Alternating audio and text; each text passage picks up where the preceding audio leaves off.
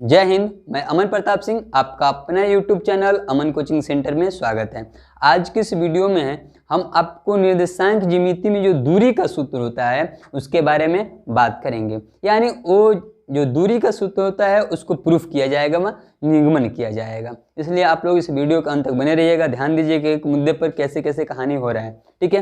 वो दूरी का जो सूत्र होता है रूट के अंदर x2 माइनस x1 का whole square plus y2 minus y1 का होल स्क्वायर, ये तो सूत्र होता है, ठीक है। लेकिन ये सूत्र होता कैसे है, बना कैसे है, इसके बारे में इस वीडियो के माध्यम से हम आप लोगों को सिखाने का प्रयास करेंगे, ठीक है। यहाँ पर निर्देशांक ज्यामिति के बारे में थोड़ा सा हम लिखे हुए हैं। यानी जो क्षैतिज लाइन है, हॉरिजॉन्टल जो लाइन है, इसको x अक्ष बोला जाता है, और जो ऊर्ध्वाधर लाइन है जो ऊपर से नीचे आई हुई है वर्टिकल लाइन, इसको y अक्ष बोला जाता है। जहां पर एक दूसरे को कट करते हैं उसको मूल बिंदु बोला जाता है, जिसका निर्देशांक 0,0 होता है। सारा कहानी यहीं से स्टार्ट होता है, ठीक है। या आगे की बात किया जाएगा।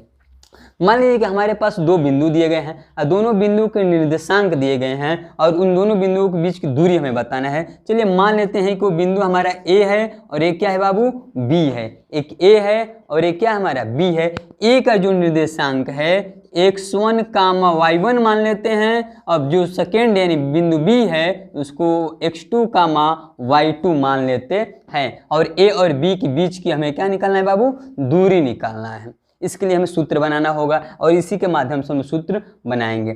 चलिए ठीक है, इसको हम लोग इसको आगे तक यहाँ तक लाइन ले जाते हैं, इसको ऊपर से लेके आते हैं। तो यहाँ पर एक दूसरे को कट करेंगे 90 डिग्री, यानी समकोण कोण पे ये कट करेंगे, 90 अंश पे कट करेंगे। जो ये जहाँ कट कर रहे हैं उस पॉइंट को मान लेते हैं कि पॉइंट सी है, और इस पॉइंट सी का निर्देशांक क्या होगा, बताइए क्या होगा। तो x की बात किया जाए तो x2 तो ये है तो x2 हो जाएगा, कामा y1 की बात किया जाए, y की बात किया जाए तो y1 हो जाएगा। यहाँ पे क्यों हो जाएगा, क्योंकि ये वाला x1 हो जाएगा और ये वाला y1 हो जाएगा। तो बिंदु C का निर्देशांक कितना हो जाएगा, ठीक है। अब ये जो त्रिभुज बना हुआ है ये कौन सा त्रिभुज है, समकोण त्रिभुज। और समकोण त्रिभुज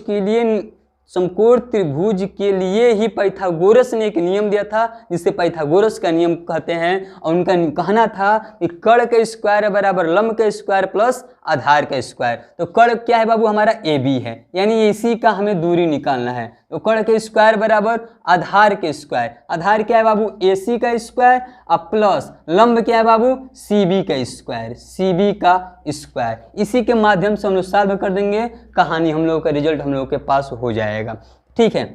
हमें AB ही नहीं निकालना है जी, तो स्क्वायर को हटाएंगे, स्क्वायर उधर जाकर क्या हो जाएगा, रूट बन जाएगा। तो AB बराबर कहानी क्या हो जाएगा बाबू, रूट में AC का स्क्वायर प्लस CB का स्क्वायर। बस सबका वैल्यू रख दीजिए, हम लोगों के पास आंसर होगा। AC कहाँ है, AC ये है। AC बताइए यहाँ पर AC का जो वैल्यू यहाँ पर रखा जाए वो क्या होगा, तो x2, यानी इस पूरा में से छोटा वाला घटा देंगे तो यही ना बचेगा जी।